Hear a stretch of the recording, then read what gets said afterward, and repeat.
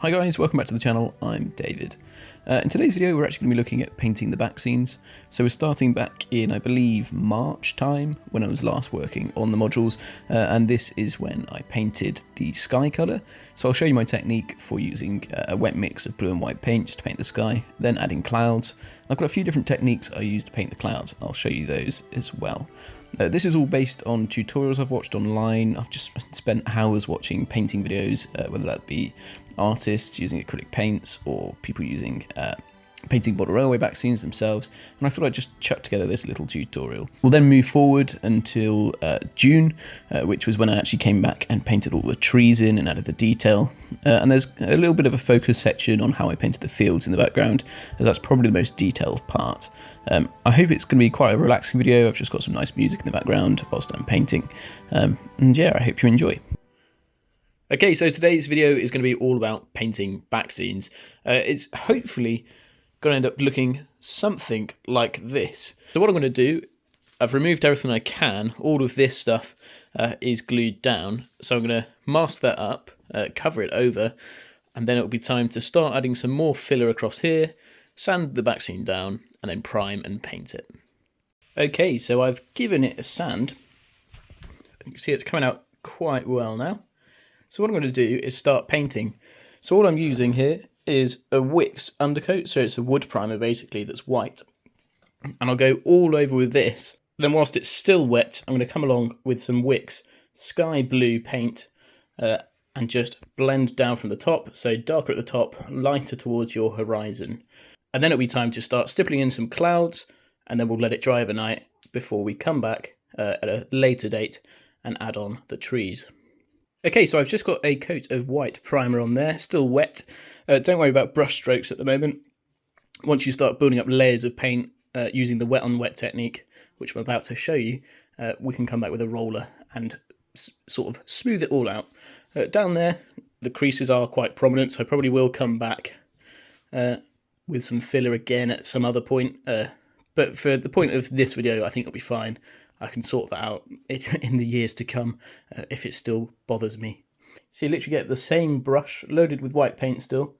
Just dip the ends in the blue. Be very careful not to get this on the fascia because I don't want to repaint it. And then from the top, get your nice thick blue in at the top. Depending on what type of paint you're using, this will blend easier or less so. Once you're happy with your blue at the top, just start bringing it down, blend it in with the white, always going side to side, never up and down. And you'll start to get these streaks. And after layers and layers of this, what you're aiming for is blue at the top and white at the bottom. Okay then, so apologies again for not filming it, but I don't think you want to see me stand here for half an hour painting this over and over and over again, swearing at it, because that is the process I use.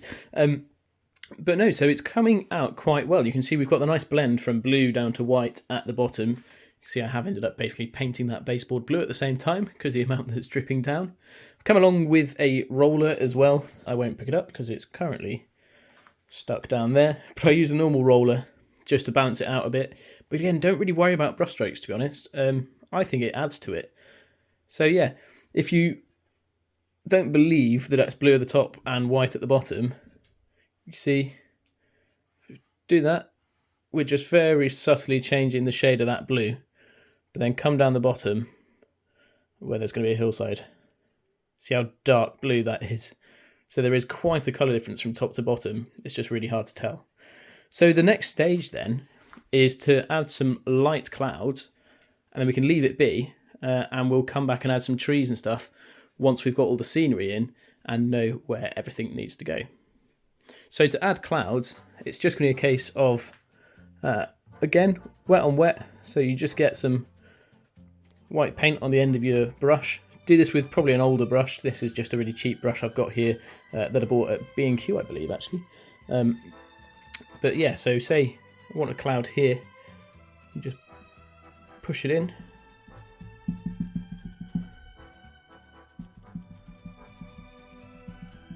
And then once that's started to dry, I can show you more.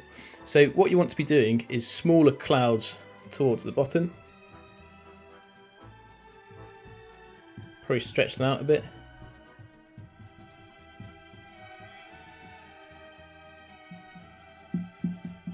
And then towards the top, you want slightly bigger clouds, because that just adds a sense of perspective. So literally just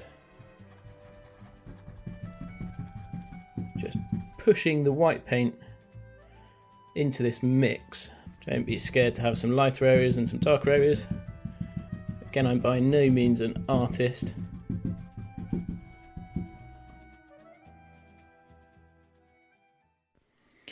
Okay, so I've just redone the sky pretty much. I got carried away with my clouds and I've come back, but now it's time to show you that method I said. So those clouds are basically still wet. And then what you want to do is with a dry brush, if you do the bottom side to side and just blend it into a haze. And then the top, just fluff it up. Straight up. Nice, relatively dry brush. You see, it just blends it into the sky and just makes it look nice and fluffy. There we go. Same with this one. Along the bottom, just blend it into a haze and then fluff it up at the top.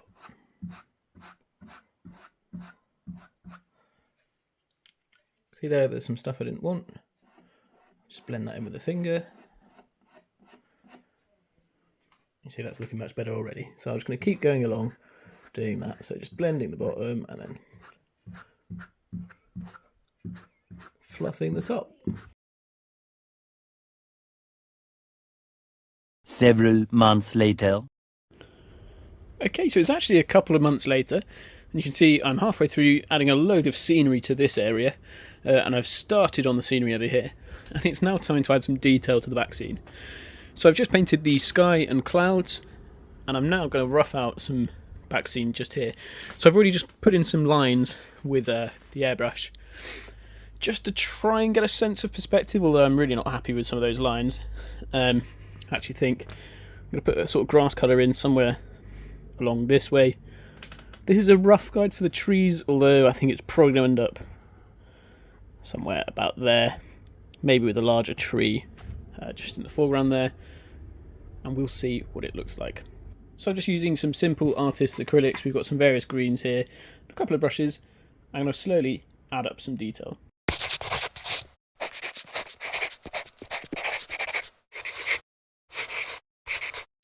Okay then, so I've just roughed in a lot of different greens.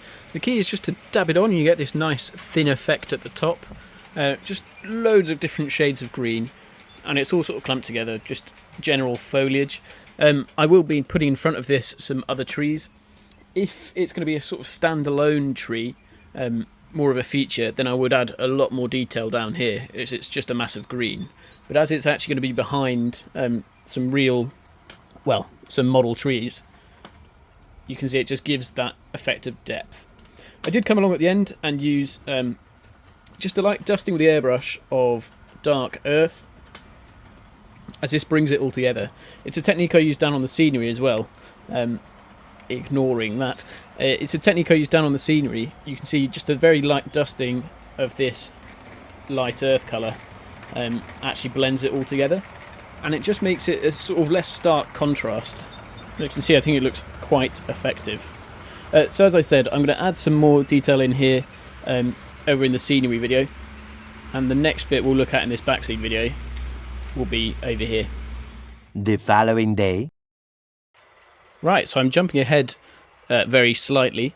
The last bit we looked at was here, and as you can see in the scenery video, a load of progress has been made just in front there.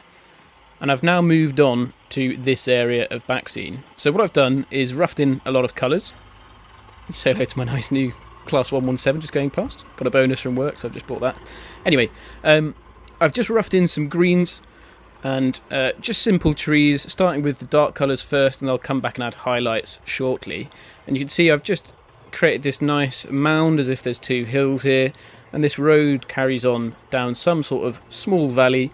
Then obviously we've got the valley of the river down here. Now, in keeping with the river valley, I'm thinking in this little cut here, it'd be nice to be able to see some hills in the background. So I'm going to use the same technique that I used over there.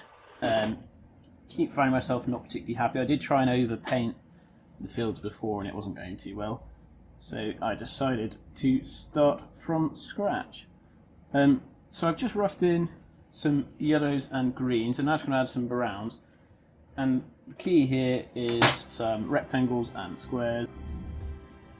I've just got a brown here, which should hopefully look alright. I'm going to put that in there.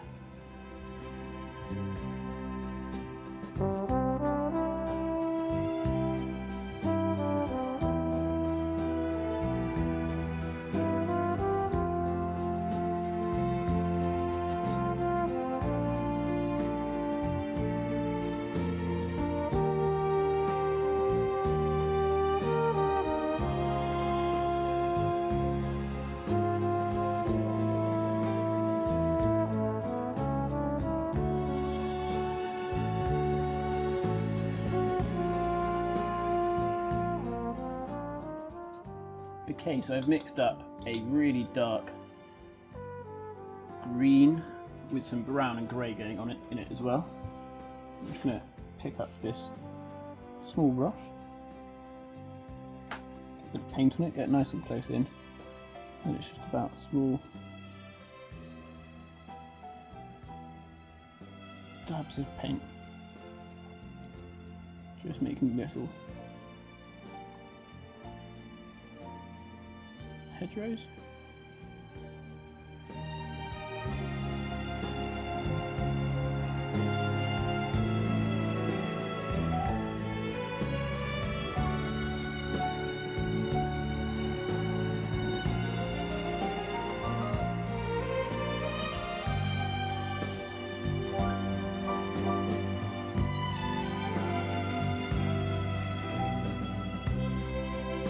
I'm just going to continue this method, adding random hedges.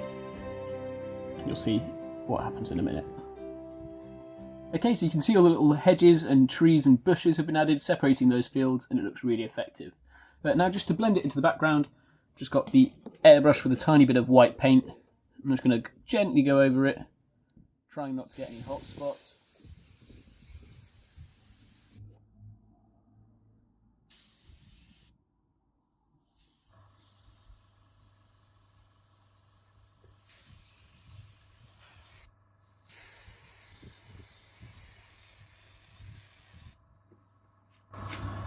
Just there. That clean. Okay, so I'm mostly happy with that, and now it's a case of adding the trees in the foreground again, where I've previously messed it up. Okay, so I'm now going to show you how I rough in my trees. Again, it's just a case of splashing on some paint, to be honest. There's no real rhyme or reason to it. Probably want some more vibrant colours than I've used for the background, so I'll add some more shades of green and yellow and that sort of thing. I just want to be coming along and just giving gentle highlights, just using the brush to full effect here. Don't add too much paint, otherwise you'll get a solid blob of colour. What you're looking for is to just use the bristles to get gaps in the trees and foliage there.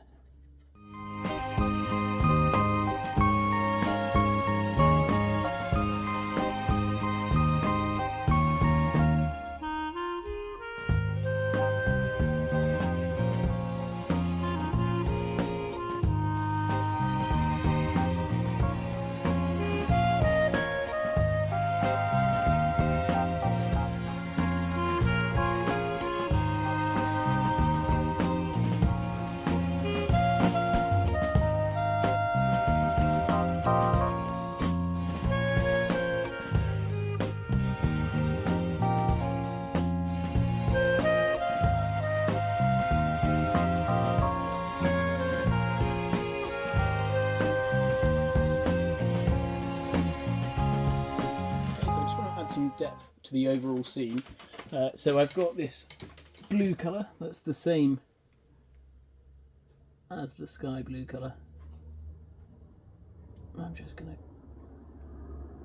brush in and around these treetops here and add some nice background hills.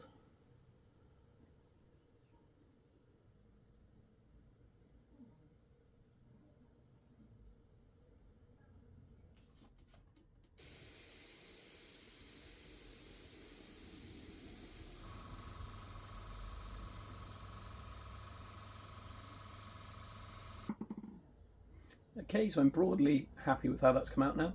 I think the only step I can do next is add the actual trees in front of the painted trees. Then we'll be able to see what background needs changing. Okay, so as you will have seen in the scenery video, I did come back and add all of those trees in front. I also painted the road and blended the road into the back scene, and it does look quite good now, in my own opinion. So yeah, I don't know what the next video is going to be. I'll have to obviously wait until I can spend some time down at my parents' house and actually get some work done. At the moment though, I'm back into my sort of work mode. I've got quite a lot going on at work, but in the meantime, I'm just planning for the future of the layout, working on my next ideas, as well as collecting locos and rolling stock. So for example, I've just had a class 14 delivered, which is weathered by the Weathering Works, and I might make a video on DCC sound fitting this in the near future, but I'm not too sure. So yeah, probably a little bit more of a wait until my next video. But I hope you enjoy watching everything else on the channel, and I'll see you next time.